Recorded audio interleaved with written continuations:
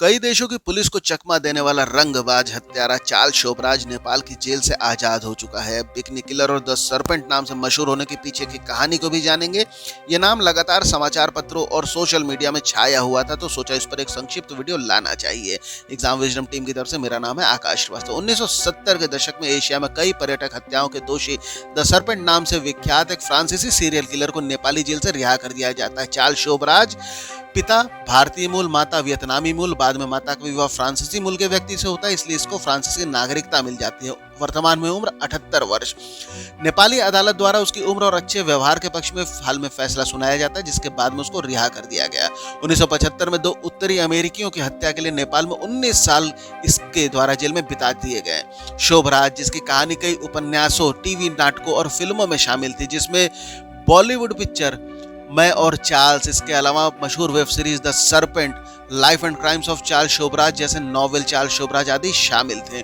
इसके द्वारा भारत, थाईलैंड और न जाने कितने एशियाई देशों में हिप्पी ट्रेल पर ज्यादातर युवा, हिप्पी कल्चर जो 70 के दशक में काफी पॉपुलर था, जिसमें ज्यादातर जो युवा है वो पश्चिमी देशों से बैकपैक करके एक दूसरे तरीके के लाइफ स्टाइल के लिए दूसरे देशों में निकल पड़ते थे, और ऐसे ही लोगोों को इसके द्वारा काफी बार शिकार भी बनाया गया।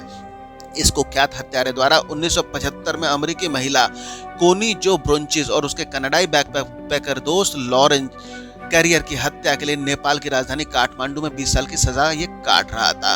अलग अलग मुकदमे में दोषी ठहराया जाता। हाल में 2014 में कैरियर की हत्या के लिए उच्च सुरक्षा जेल में भी सजा सुनाई गई थी, लेकिन नेपाल की सुप्रीम कोर्ट द्वारा हाल में शोभराज की रिहाई का आदेश दे दिया जाता है, और शोभराज की कानूनी टीम द्वारा सफलतापूर्वक एक याचिका दायर की गई थी, जिसमें दावा किया गया था उसे स्वास्थ्य कारणों से जेल की सजा पर रियायत मिलनी चाहिए। नेपाली कानून में एक प्रावधान उन कैदियों को रिहा करने की अनुमति देता है जिन्होंने अच्छा चरित्र दिखाया हो और जेल की अवधि का 75% भी पूरा कर लिया हो।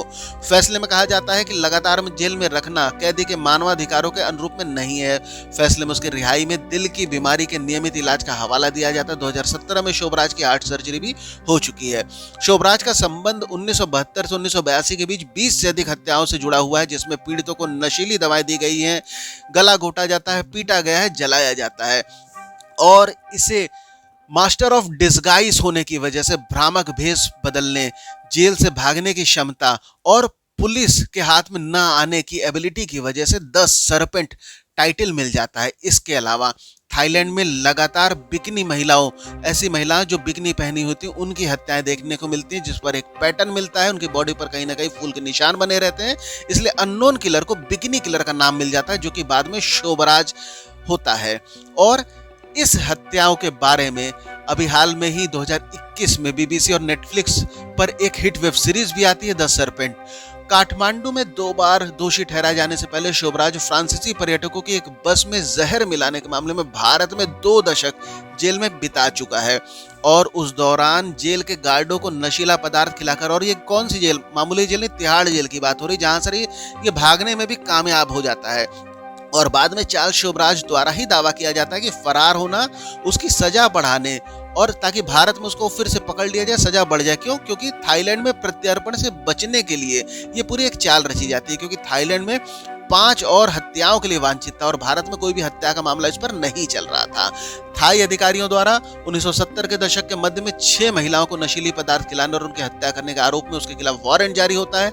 1997 में भारत से रिहा होने के बाद शोभराज फ्रांस लौट जाता है, जहां पर पेरिस में रहता है और एक सेलिब्रिटी बन जाता है, क्योंकि वहां पर कोई भी इस पर आपराधिक मामले नहीं थे फ्रांस की धरती पे।